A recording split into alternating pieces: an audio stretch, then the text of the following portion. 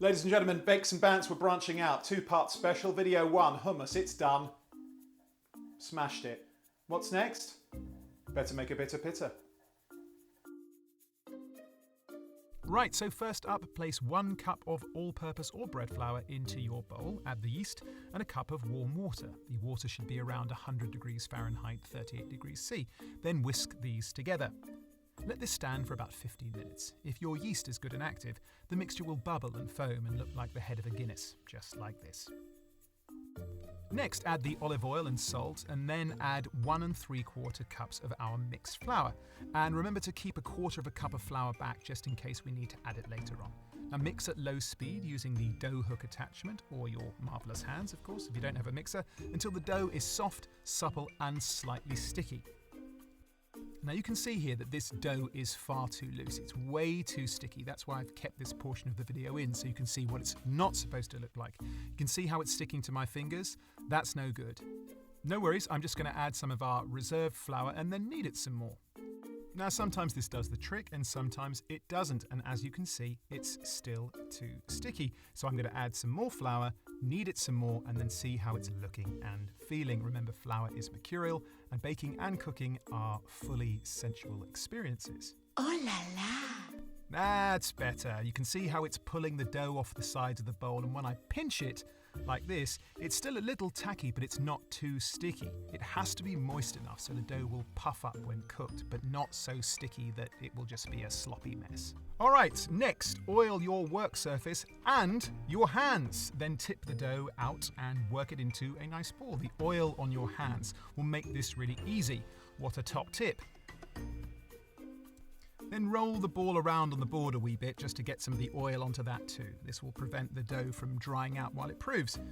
And it makes it extra smackable. Ah, love that.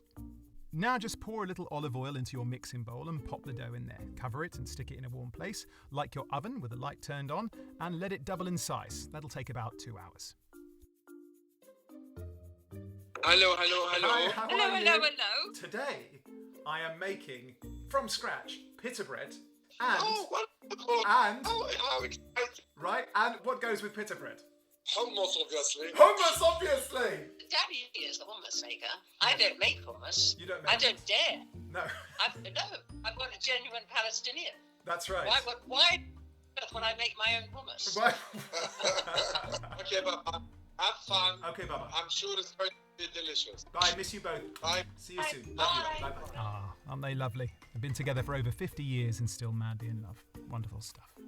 Right, once it's doubled, knock it back and pour onto your oiled work surface once more. Form it into a rectangle about 1 inch thick, and then we're going to cut it into 8 equal pieces. Now what I do is I mark the dough first before I make the cuts. Now you can weigh them if you like, if you want them to look exactly the same, but I like home-baked goods to look like home-baked goods, i.e. imperfect.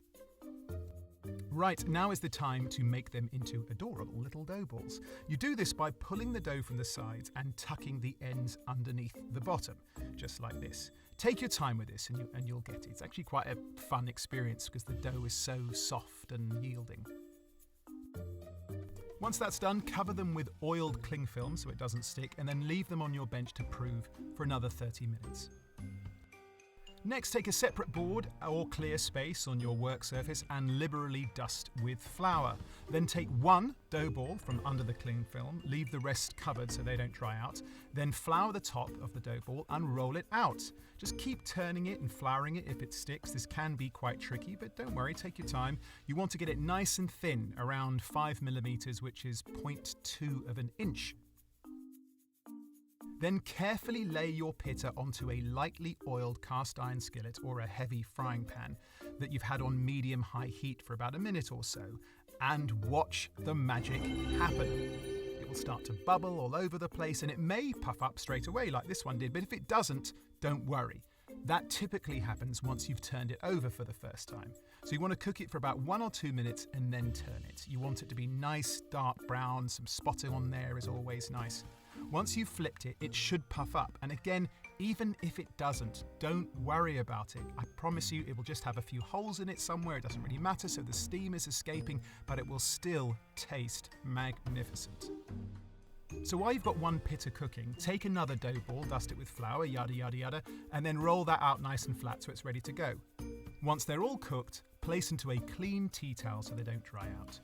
And look at those little beauties, aren't they gorgeous? Just enough pull and tear with charring and crispiness. It's just completely different to the store-bought stuff.